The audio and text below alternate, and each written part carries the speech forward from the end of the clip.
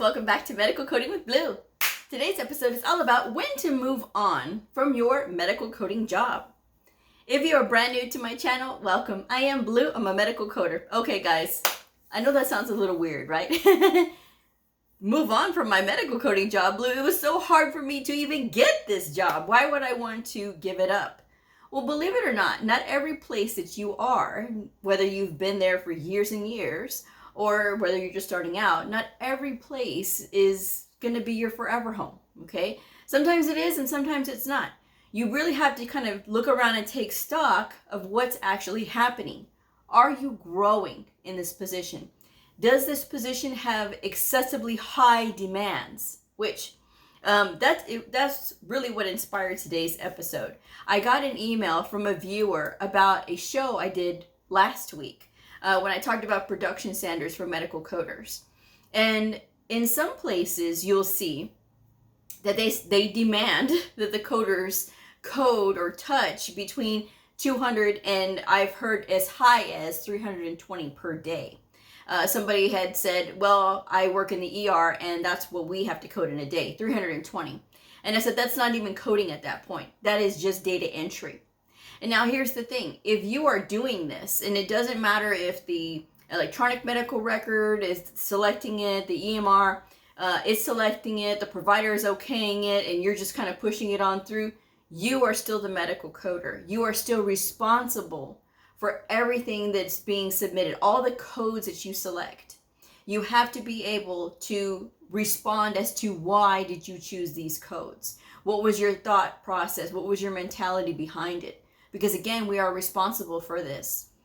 And what we do impacts so many people. It impacts most of all the patient. There are many, many instances that I read all the time about patients being overcharged because the incorrect code was selected by the medical coder. Sometimes it's by the provider, but then everybody's pointing fingers, right?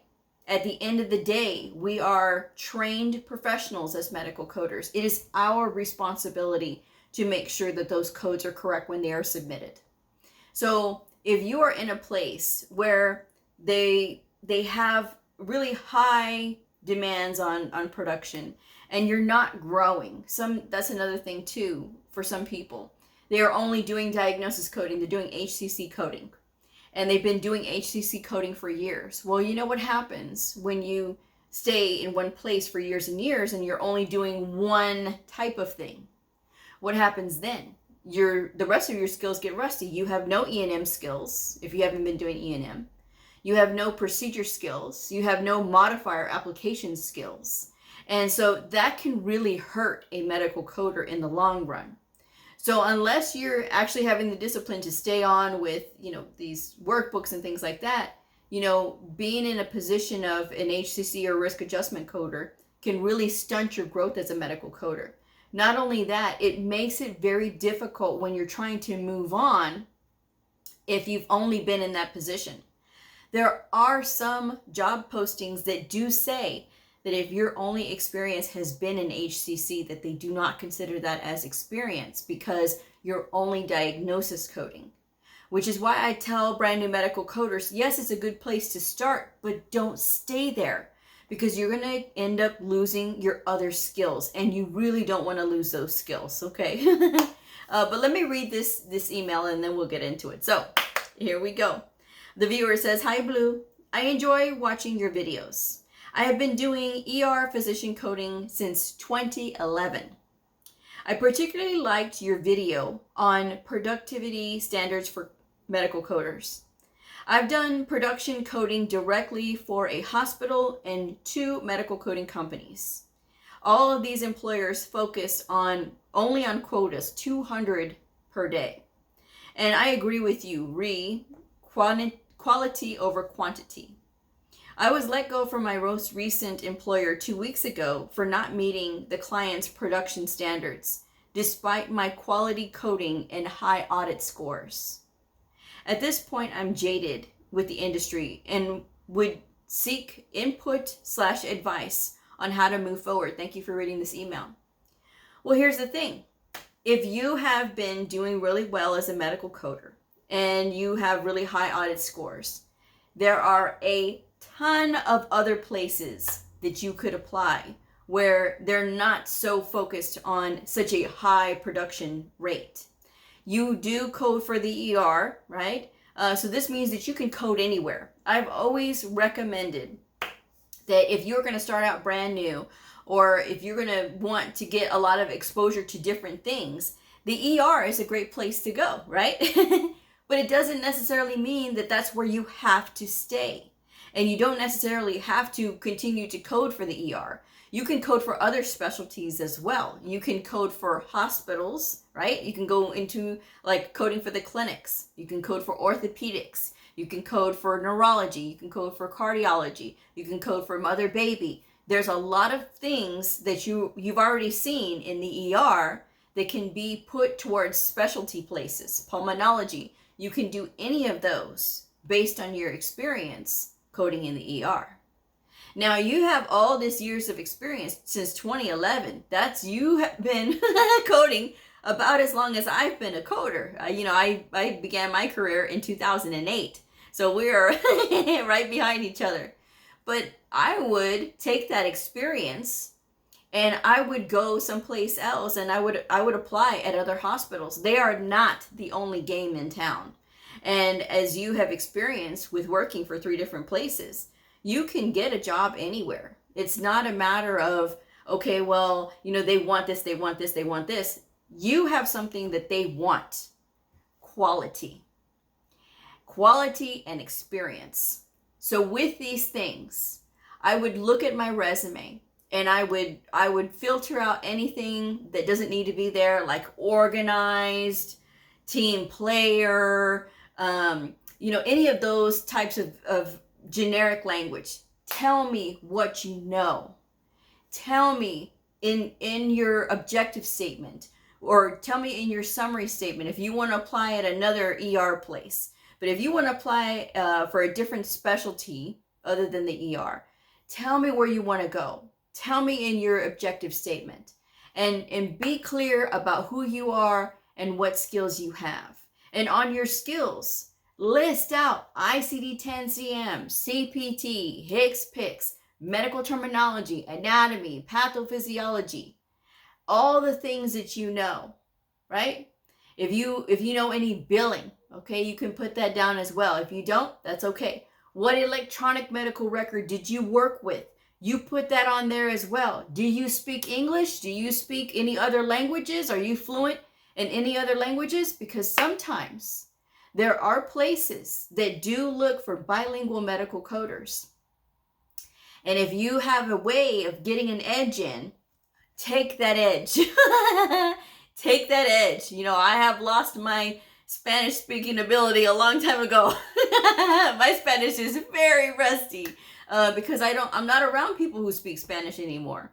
But when I did, I could put conversation Spanish, but I can't, I still have problems writing and stuff like that because I never took it in high school, okay? That aside, I would put that down.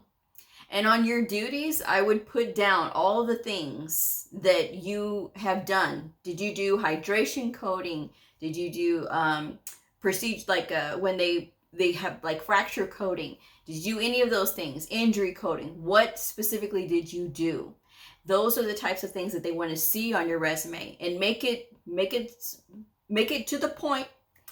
Don't make it every single thing that you did. Don't put answering phones, because if I'm looking for a medical coder, I don't care if you can answer the phone. What do I care about? I care about, what do you know? Do you follow HIPAA? Do you follow all of these rules? These are the things that I need to see in there if I'm looking for a medical coder. But my advice is get all of your experience and think of the best things that you do and put them on there. Put them on your resume, so that way you can get that resume out there and get it to other people who can appreciate you. Because not every employer is the same. And not every employer is going to have these ridiculously high standards. I would never work for a place that has standards like that, because that's not even medical coding at that point. At my facility, we are at 90 per day, right? 90 encounters, because I work in a specialty clinic. I work in the orthopedic clinic. People who work in clinics that are sort of the same thing over and over, they have a higher standard at 120 per day. Now, I have said between 80 and 150, that's reasonable. 150 is a little high, but if you are in a repetitive clinic that would have like kind of the same codes all the time, then yes, that's doable. But if you are looking for a position, you have a lot of skill and you need to start acting like you have that skill. All right. They need you, and you have your choice of where you want to go because of all the experience that you have. I wouldn't let this one place defeat me. I certainly would not care what they think, because if they were letting you go and you have such a high accuracy rate and they're letting you go, they're the ones that are losing out, not you. Not you. You, my dear, get to go to a better place and get a better salary, probably too. I don't know. They didn't say anything about the salary, but you know, you would be in a better place, you know, more comfortable, where you're not stressing out trying to hit this unattainable goal that they have. You know, people who are appreciated will push themselves to do more. And but in something like medical coding, that's not what we do. We're not about like, well, we're just gonna cattle herd all of these encounters through, because again, every single one of those things is responsible. Somebody's gonna have to pay. And I certainly would not want somebody who is just trying to push things through to be looking at my encounters and trying to code out my stuff. I would want to make sure that it's done correctly. So again, if you look at the AHIMA standards of ethical coding, this applies to everybody. It doesn't matter if you're certified with AHIMA or not. And it doesn't even matter if you are certified or not. You will follow these standards. And in those ethical standards, it does state that we will code for quality over quantity any day of the week and twice on Sunday. Of course, I'm paraphrasing, you know. But, you know, that's something that you should know. And don't feel jaded because these people were foolish enough to let you go.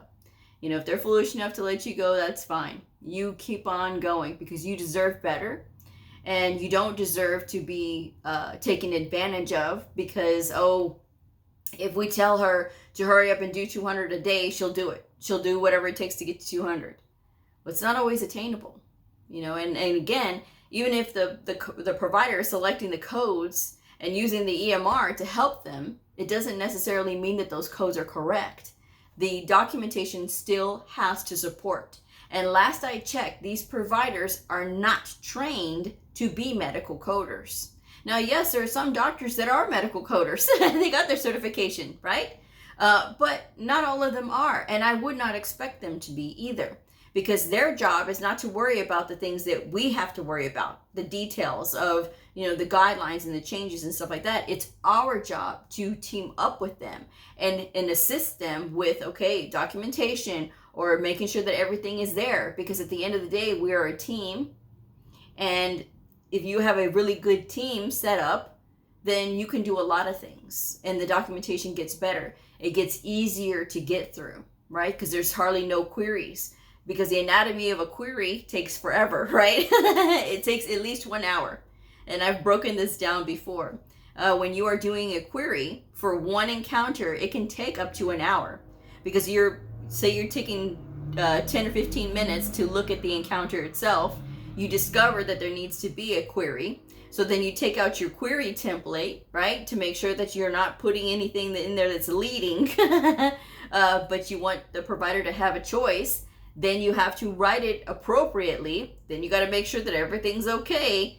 That's another 15 minutes. Now you're at 45 minutes. And then you send it and you wait. And then you have to wait for that provider to either respond, or if they don't respond. And if they don't tell you, then you got to go back and check. Then you got to re-review everything. So again, that's another 15 minutes. So there goes an hour. And then that's not if they're not trying to fight you on it. Because sometimes they'll say, well, it's right there. When they do that to me, and it usually only happens in the beginning because they know me better than this, right? Because I tell them all the time, If I query you, it's for a reason. I'm not going to sit here and query you for funsies, because trust me, I've got other stuff to do, okay? But I tell them, you know, if I'm coming to you with a query, it's for a reason. And the couple times that I did get, well, it's right there, then I have to march over there and go to their office and say, okay, let's talk. You know, let me explain to you why this is not where you think it is, or why this does not apply. Oh, yeah.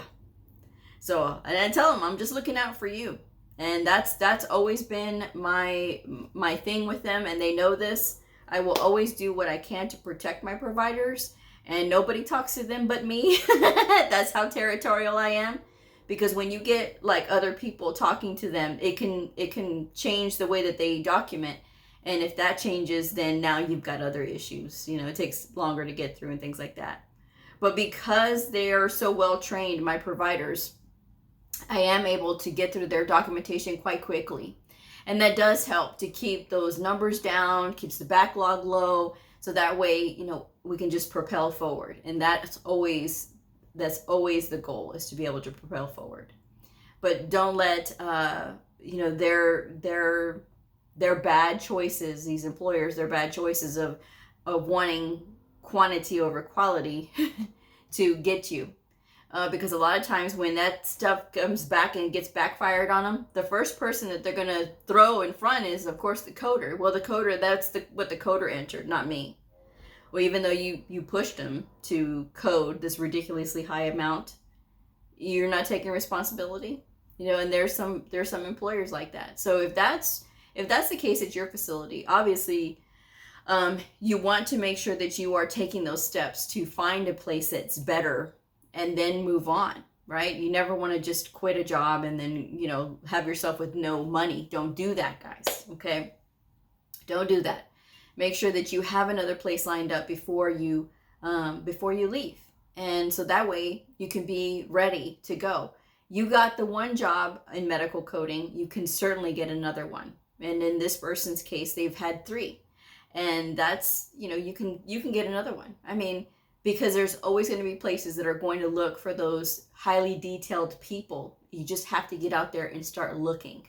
At least that's just my advice anyway, guys. So I'm going to wrap this one up. But yes, that is when you should be looking for a new job. When the production standards are way too high, when the environment is toxic, you know, those are the things that you want to look at. But you also need to make sure that you're doing everything that you can to make the situation as best as you can, whether it is taking time to learn a little bit more about that clinic or working with the providers to improve the documentation so that you can get through quicker. But again, I would say that if the production standard is, you ask them if the production standard is like 180 or if it's higher than 150 and above, I would say, no, thank you. I'll just find something else. My advice anyway. So thanks guys for joining me. If this video helped you, I hope that you will like, subscribe, and share, and I will see y'all next time. Bye.